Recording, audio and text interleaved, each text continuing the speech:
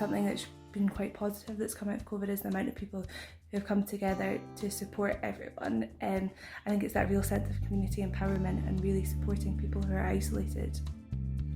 My name is Erin. I work as a social so communities are doing so much work at the moment, and they've really pulled together. People are doing things like prescription runs, dog walking, shop and drops, so it's amazing to see the kind of variety of tasks that people are doing to help people in their everyday lives. People are pulling together a lot more. People calling people just to make sure that they're okay. Getting society back to a state where we can all help one another is really important to me. I help my grandparents, so I do their shopping, get their medicine for them. And it's quite upsetting because you're obviously not allowed to go up and give them a hug. People who are on their own a lot more than they're used to and are finding that difficult. If they're struggling with their mental well-being, they're struggling with not having anybody to talk to, not having that social contact, which is really important. This year, especially for things like loneliness and isolation. And we've been saying for ages that if we had something, a group for contacting people to deal with that, it would be great. So what matters at this time to us is that everybody is safe. We acknowledge that people are wives, sisters, aunts, some are grandmothers, that we've all got families outside and relationships outside of work. Actually quite an exciting thing to be part of health and social care in that everyone has got the same agenda and we're all working for the good of everybody else, and I feel that's been so beneficial.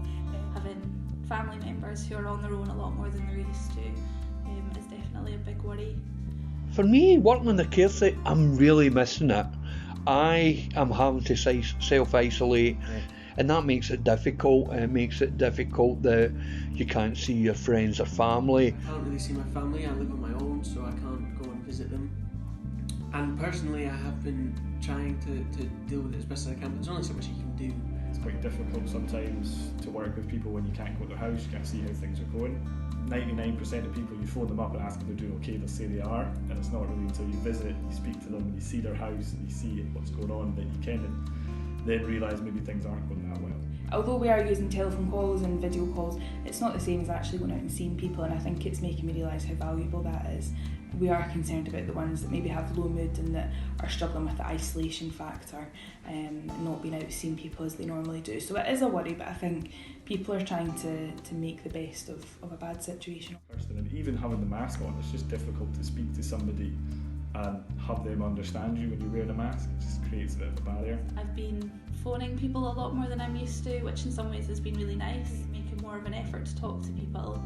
There was someone locally in Erin who was willing to do this for other people who are local in Erin, and that's what happens. This wee lady's shopping would be she would pick up the message line, do her shopping, and it would be dropped off for her, and that what a treat. It's really shone a light on people who are isolated and maybe needing that bit of support. So yeah, I hope this kind of community spirit keeps up after COVID.